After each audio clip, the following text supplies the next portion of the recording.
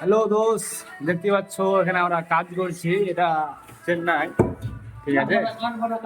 এখানে কাজ হচ্ছে, মানে এত গরম কি বলবো। তো আমাকে পার্টি সবকিছু অলরেডি ব্যবস্থা করে দিয়েছে। এটা আমি বসালাম এখন, এটা কেটে কুটে। তো খুব গরম লাগছে। এই ফ্রিজ দিয়েছে আমাকে, বলেছে ফ্রিজ থাকা তোদের যাই যেটা ইচ্ছা সেটাই খেতে পারিস বের করে। তখন আমাকে খুব ঠান্ডা মানে গরম লেগে গেছে, এখন খাবো কোকা কোলা ফ্রিজ থেকে বের করে। এই কোকা কোলা, ঠিক আছে। মিস্ত্রি, কোকা কোলা খাবে? এই যে এখন কোকা কোলা দিয়েছে আপনাকে ফ্রিজ থেকে, মানে ফ্রিজ থেকে আনলিমিটেড যা ইচ্ছা সেই খেতে পারি। ফ্রিজে সব কিছু ভরা থাকে। হুম।